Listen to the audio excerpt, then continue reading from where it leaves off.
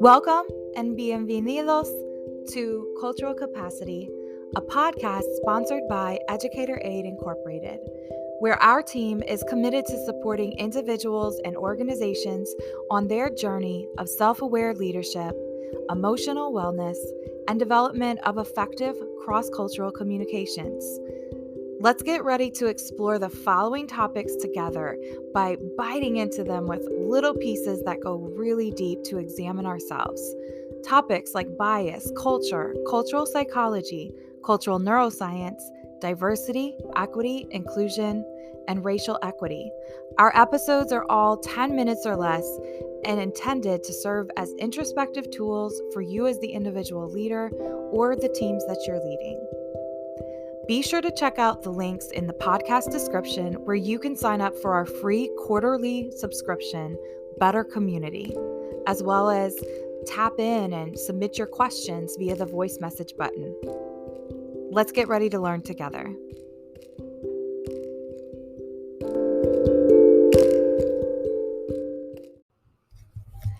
All right, so you may be wondering, why is this podcast called Cultural Capacity?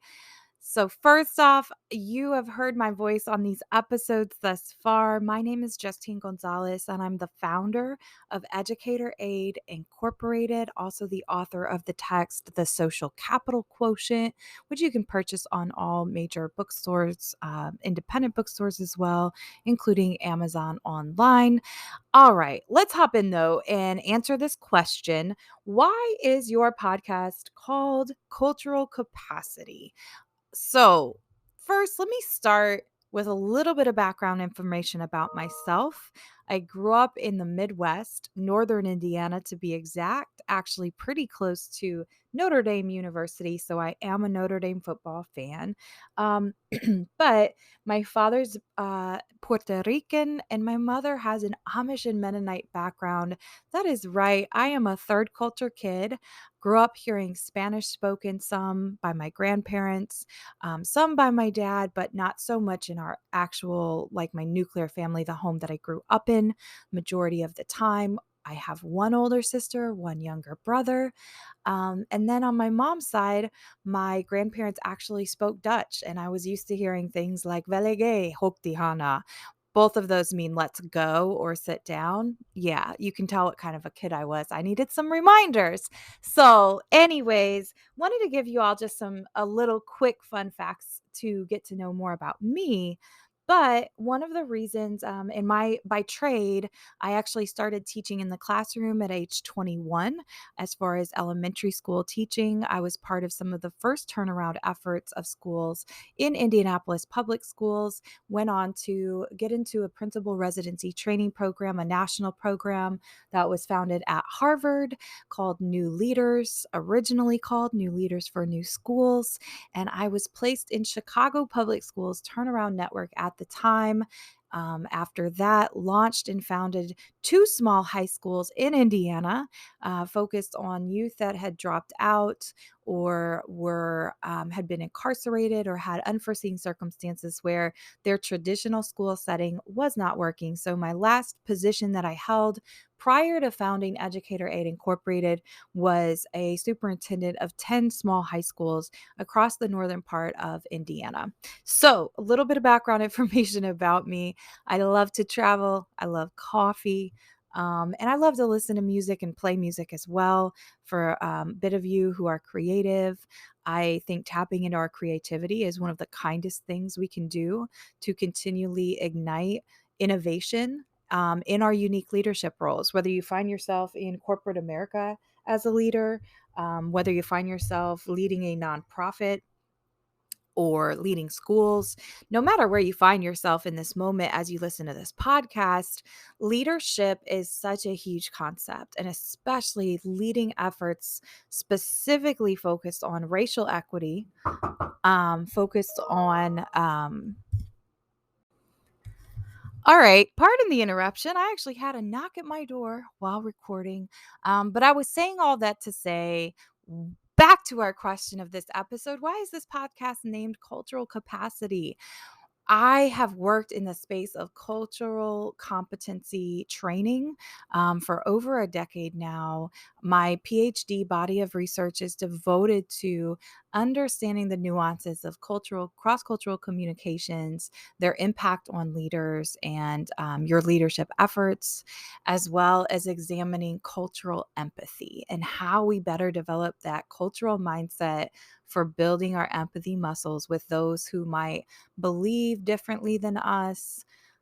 Perhaps they have different norms or different values than we do.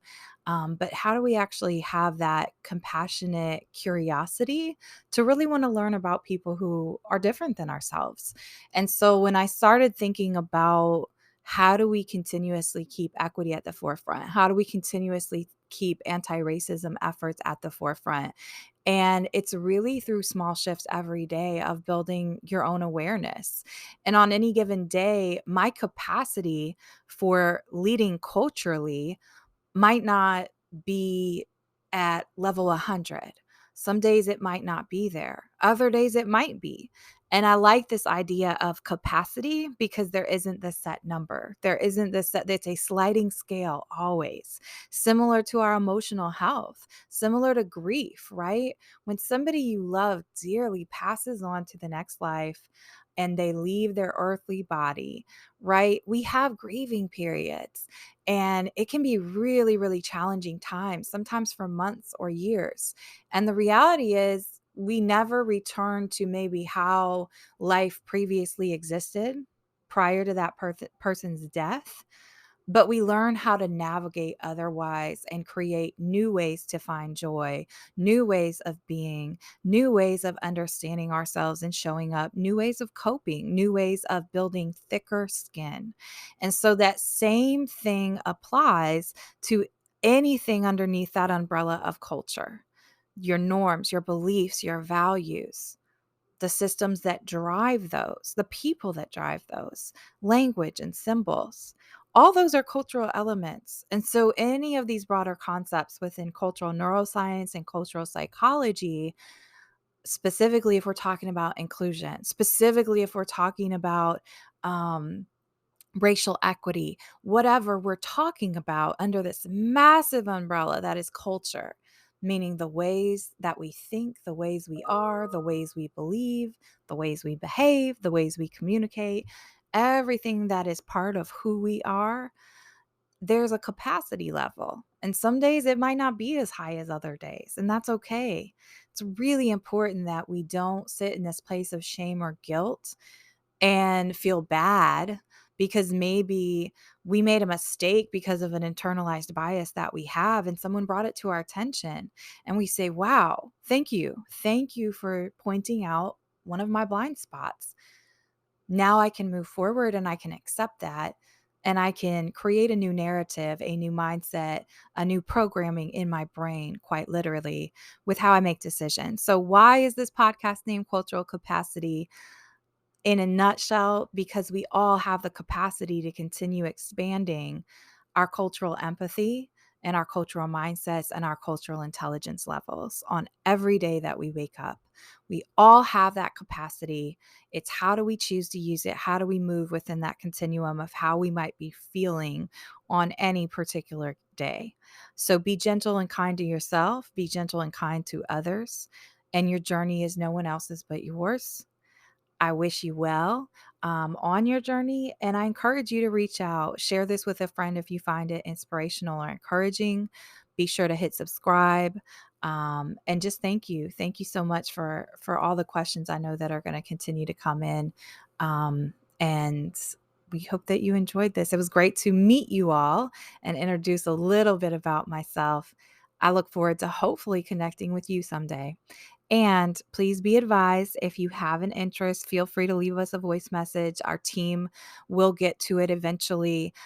We are building our library of different voices that will be featured on the Cultural Capacity podcast. So if you have an idea for a topic that you'd love to talk about for 10 minutes or less, feel free to leave us a voice message and we'll be in touch with you in the future. Thanks so much.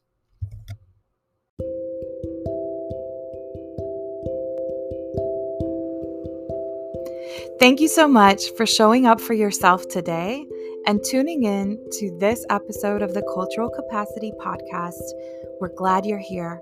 If you found value in this episode, be sure to share out with your social networks. Hit the subscribe button and leave us a review on Apple. You know, all the things. Finally, don't forget to take advantage of our free quarterly subscription that is in our podcast description. The link is right there. It's called Better Community, and we would love to have you join us there too. Until next time, take care.